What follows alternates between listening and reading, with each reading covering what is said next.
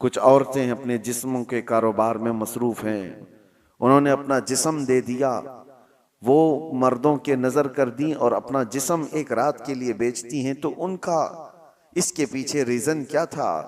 तो अक्सर में तो ये समझ में आता है कि उनकी भूख, उनके पेट की जरूरत शहवत से करने वाले कम होंगे, लेकिन अक्सरियत जिन्होंने इस रास्ते को इख्तियार किया, घर की गुर्बत, चंद पैसे आ जाएं, घर संवर जाए, इन तमाम ख्वाहिशात ने उनको इस रास्ते पर लगा दिया।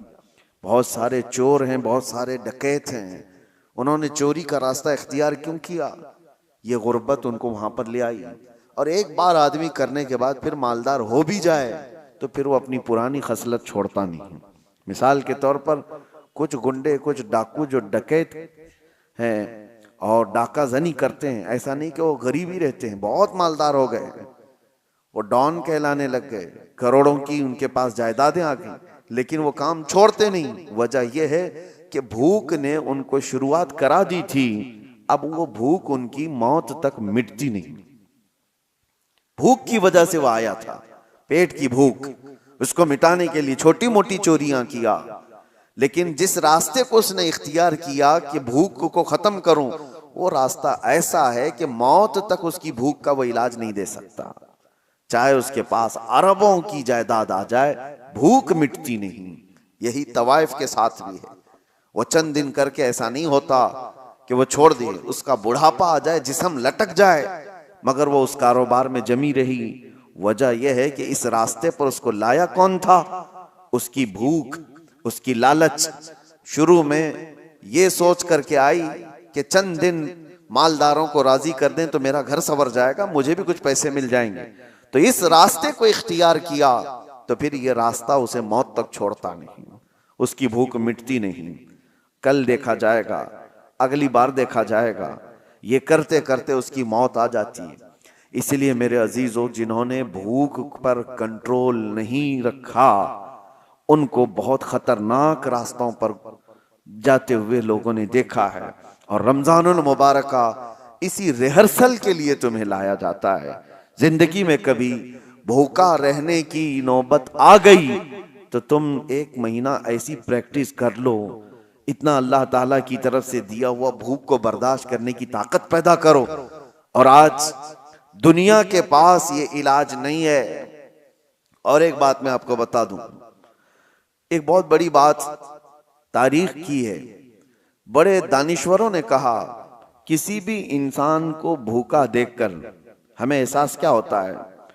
उसकी भूख को मिटा दिया जाए, उसकी भूख को खत्म किया जाए, सवाब भी है। अब मिसाल के तौर पर किसी के यहाँ खाना पीना ही नहीं है, आपके अंदर एहसास जागता है उसकी मदद करनी चाहिए। ठीक है, आपने मदद किया, कुछ मालदारों ने मदद किया, लेकिन ये भूखों को खिला करके कब तक आप इसका इलाज करेंगे? उनकी भूख खत्म कब होगी?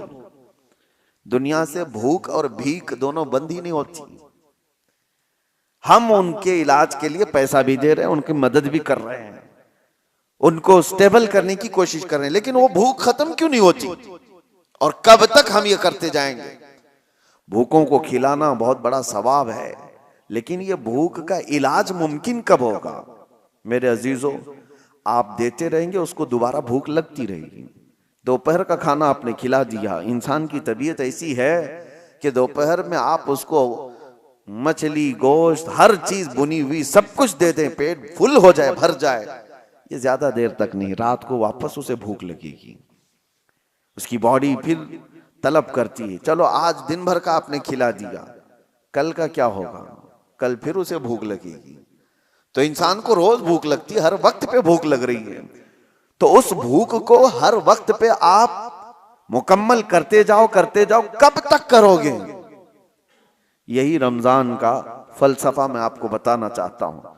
सिर्फ भूखों को खिला करके उनके पेट का इलाज कर देना, चलिए ये हमको हुक्म दिया गया, हम कर रहे हैं, लेकिन अल्लाह ने कुरान जो उतारा है वो सिर्फ मुसलमानों के लिए नहीं, पूरी कायनात के लिए।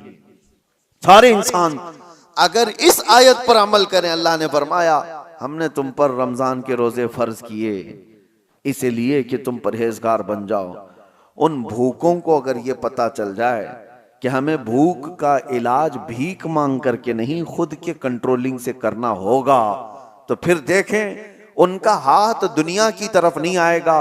भूख बर्दाश्त करने की ताकत आ गई तो हमने तारीख में देखा है 60 साल 70 साल तक हमारे ऐसे बुजुर्गों को जिन्होंने सत्तू के जरिए से, सत्तू गेहूं का एक आटा और उसको पानी में भिगोकर थोड़ा गुड़ डालकर इस पर गुजारा करते हुए 70 साल गुजार दिए, कभी कोई ग़िज़ा नहीं खाई। क्यों? भूख पर कंट्रोल था, भीख मांग करके नहीं। ये इस्लामी इलाज था। सारे इंसान भूखों को नहीं खिला सकते तो क्या करें? अभी मिसाल के तौर पर मैं आपको उभारता जाऊं कि गरीबों का ख्याल करो, मिस्कीनों का ख्याल करो, करना भी चाहिए। भूखों का ख्याल करो, आपको दूसरों की भूख का एहसास हो, आप उठेंगे। लेकिन क्या दुनिया में मौजूद सारे भूखों का इलाज आप कर लेंगे? और कब तक करेंगे? नहीं कर पाएंगे। इस वजह से हुक्म यह है उन भूखों के लिए भी कि तुम भूख की वजह से गलत रास्ता इख्तियार ना कर लो, भीख मांगने ना लग जाओ। तुम भूख को कंट्रोल करने की आदत इस रोजे के जरिए से शुरू करो। रोजा तुम्हें सिखा देगा। हजरत सैयदना यहया रहमतुल्लाह ताला एक बड़े बुजुर्ग हैं, फरमाते हैं नफ्स को जितनी भी दुनिया की चीजें दी जाएं ये काबू में नहीं आ सकता, काबू में नहीं आ सकता। बड़ी सी बड़ी चीजें दे करके इसको शांत करने की कोशिश करो, नहीं आएगा काबू में। कहा कैसे आएगा? कहा सिर्फ और सिर्फ भूख के जरिए से तुम्हारे काबू में आएगा। भूखा रखो नफ्स को,